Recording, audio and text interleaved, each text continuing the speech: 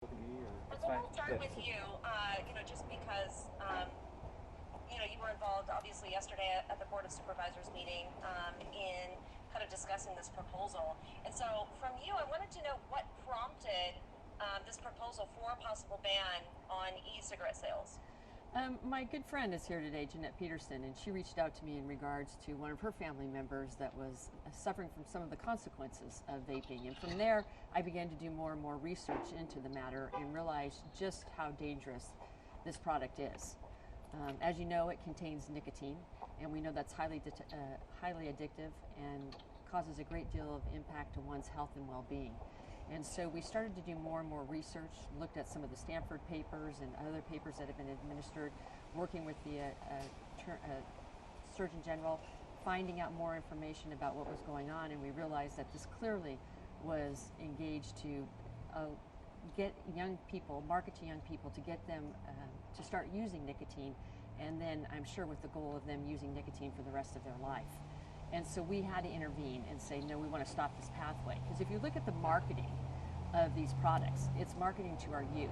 It comes in youthful flavors such as mango and bubblegum and fruit medley. And it was designed to be cool and hip. It's also designed to make it easy to take a hit because it's a different odor. It's not the odor of a cigarette or any other substance for that matter. It's a flavorful odor. It's easy to hide because it's the equivalent of like a zip drive and it's harder for parents to detect this is going on. That coupled with the marketing, the e-marketing of this product to our youth made it extremely dangerous.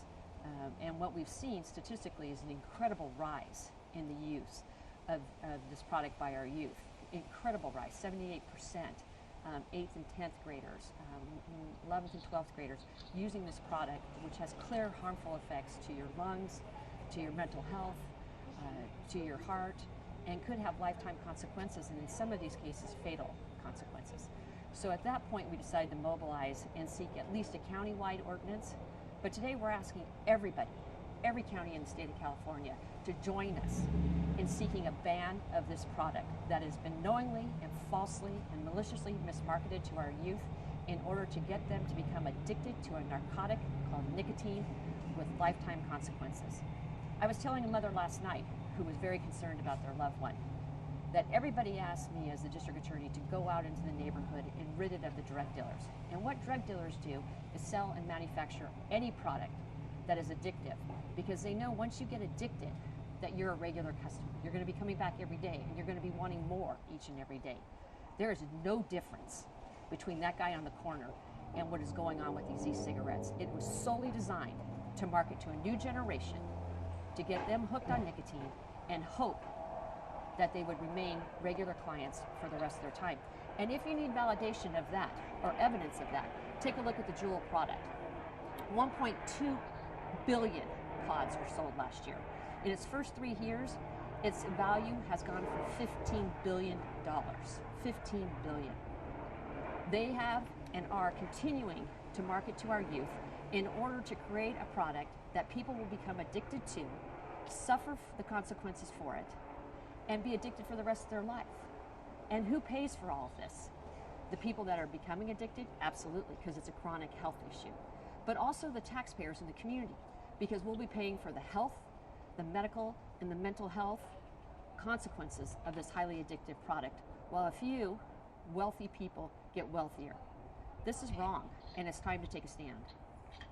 And by joining other cities and around the state, well, are you hoping that that will potentially, alleviate the problem where, potentially a consumer, if it's just banned in San Joaquin County, could go outside of county lines and then purchase the product in another county?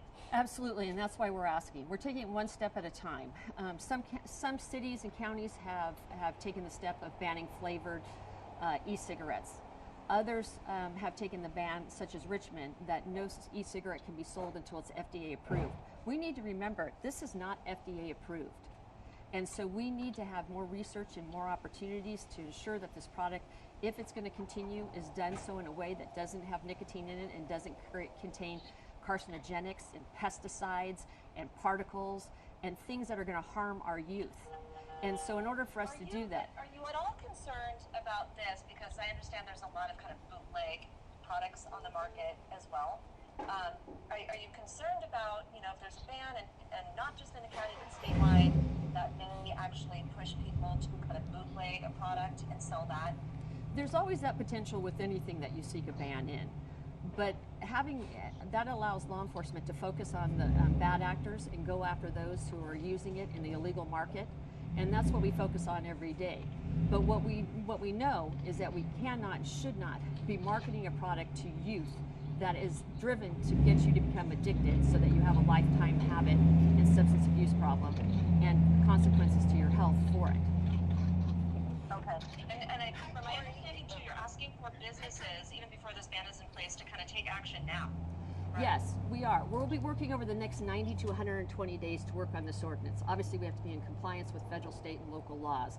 And that's what you're seeing. You saw Michigan do a statewide ban, and now you saw Richmond do a ban, or is seeking a ban, to ban e-cigarettes until the FDA approves that product.